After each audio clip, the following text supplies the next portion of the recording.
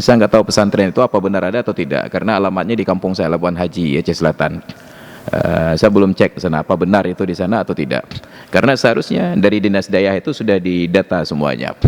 Kalau benar, jangan berikan sedekah 1.000 2.000 karena itu tidak bermanfaat. Habis kaget mentang. Kenapa? Karena ada orang-orang yang minta sedekah atas nama lembaga pendidikan dan anak yatim ini dari daerah di Banda Aceh, tinggal di hotel. Dan yang paling penting, sahabat Perkusi Aceh, 10% dari hasil penjualan kaos dakwah ini akan kita bagikan kepada sahabat-sahabat kita yang kurang mampu di luar sana. Putih di janggut, kuning ngon mise, hantom tacombe tika musola. Walaupun panjang kalimatnya, namun makna dari lirik itu mengajak kita untuk melakukan sholat.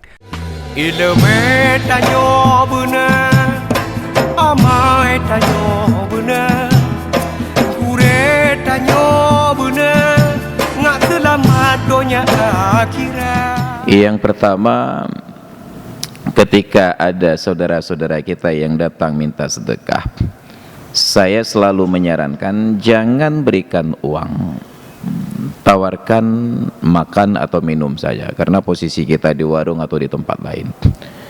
Tapi pertanyaannya, bagaimana bila kebutuhan mereka minta sedekah itu bukan untuk makan, karena ada anak dalam tanggungan, karena ada beban-beban yang lain untuk mungkin buku, pakaian dan lain sebagainya. Tetap saran saya jangan berikan uang. Kalau mereka beralih kepada topik yang lain, bila memang benar jujur, saya memang sudah makan Pak Ustaz, tapi anak mau sekolah cuma nggak ada baju. Minta alamat beliau atau diminta alamat anaknya, atau siapa guru di sekolahnya yang bisa diajak komunikasi. Kalau memang benar itu kendalanya, beliau akan berikan. Anak saya sekolah di SD Pulan Pak Ustadz, ini kepala sekolahnya, minta nomor teleponnya untuk kita komunikasikan. Pak, saya tahu ada murid Bapak satu orang namanya si Pulan, apa benar Pak? Tentu datanya benar, bila benar informasinya. Nah, ini ibunya kemarin datang ketemu saya minta sedekah untuk anaknya nggak punya baju. Tolong Bapak koordinasikan, saya transfer uang ke rekening Bapak, tolong Bapak fasilitasi. Kalau begitu kita lakukan, maka kemungkinan untuk penyelewengan dari dana sedekah atau orang-orang yang minta sedekah menjadi kecil. Sama sebagaimana arahannya untuk yang minta sedekah atas nama pesantren. Kalau benar ingin memberikan sumbangan ke pesantren, datang orang membawa kotak atas nama, kan hidang mbak jangan simpang BPKP leweknya. Saya nggak tahu pesantren itu apa benar ada atau tidak, karena alamatnya di kampung saya, Labuan Haji, Aceh Selatan. Saya belum cek ke sana apa benar itu di sana atau tidak, karena seharusnya dari dinas daya itu sudah didata semuanya. Kalau benar, jangan berikan sedekah 1.000 2.000 karena itu tidak bermanfaat. Habis kaget mentang. Kenapa? Karena ada orang-orang yang minta sedekah atas nama lembaga pendidikan dan anak yatim ini dari daerah di Banda Aceh, tinggal di hotel. Hotel itu satu malam berapa? Jadi minta sedekah mereka yang 1.000 2.000 itu habis untuk bayar hotel. Yang ke pesantren itu nggak pernah sampai. Atau kalaupun sampai hanya sedikit saja. Maka bila benar ikhlas, tanyakan, tolong kasih nomor rekening pesantren. Jangan rekening pimpinan pesantren, rekening pesantren. Bila memang benar ada, dia akan berikan. Walaupun yang kita transfer hanya 10.000 saja, minimal tepat sasaran. Dan setidak-tidaknya pimpinan pesantren itu akan berpikir, ke depan jangan lagi kirim orang begini hanya habis energi saja. Oh ternyata kebutuhannya itu ada hal-hal yang lain. Kita selesaikan substansi masalahnya, bukan dengan memberikan uang, karena memberikan uang itu memperbesar peluang terjadinya penyelewengan. Demikian. Kita tidak tutup kemungkinan bahwa ada hal-hal yang lain yang perlu diurus. Tapi sejauh pengalaman, ternyata yang lain itu nggak pernah benar.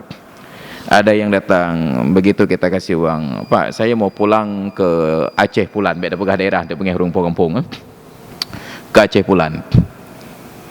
Kita kasih sedekah 10.000, Omah Hansip tengku.